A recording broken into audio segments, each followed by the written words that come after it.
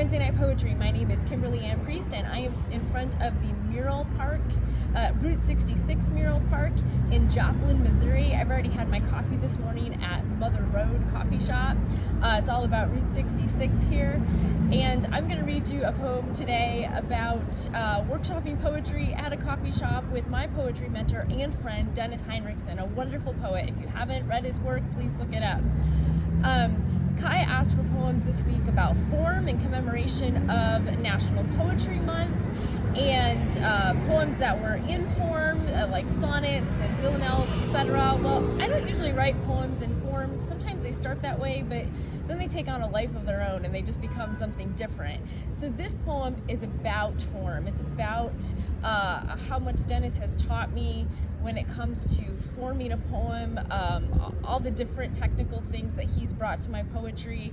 And I've really been blessed to have such a good friend and a great poetry mentor. Even when I disagree with him, I walk away knowing he's actually telling me things I need to hear about my poetry. This poem is also about working through vulnerable things, trauma, and offering them to someone else and having them take it seriously. Dennis has taken my poetry very seriously. He's taken my art very seriously, and that's added a lot of value even to my personal life. So thank you, Dennis, for being such a wonderful poet and friend. This poem is for you.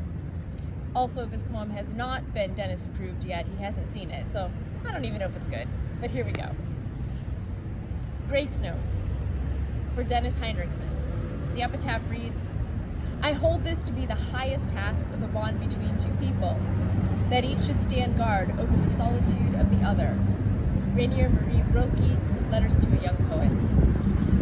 People, I am told, don't remember what we do or say, but how we make them feel. I feel the stanzas waving back at me, demanding more attention.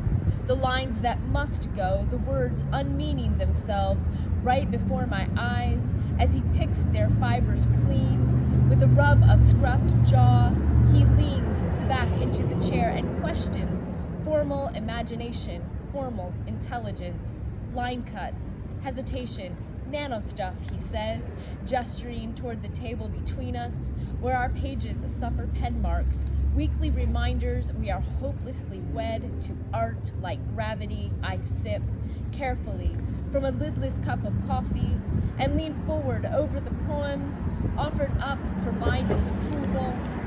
This one, I point, is perfect. And he jerks a little, pauses, surprised. "Oh, cool," he says. "You nailed it," I say, speaking of root notes and grace notes. New terms he has taught me. Backbeats, amplification, cinema, and pop. Poetry, like jazz, that is resonant even when discordant.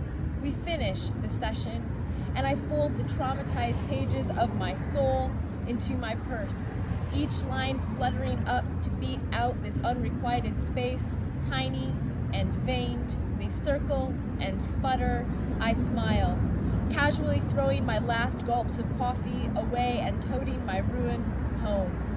Examined as though it will matter someday. Framing, dead language, focus. Thanks for joining me in Joplin on the Mother Road.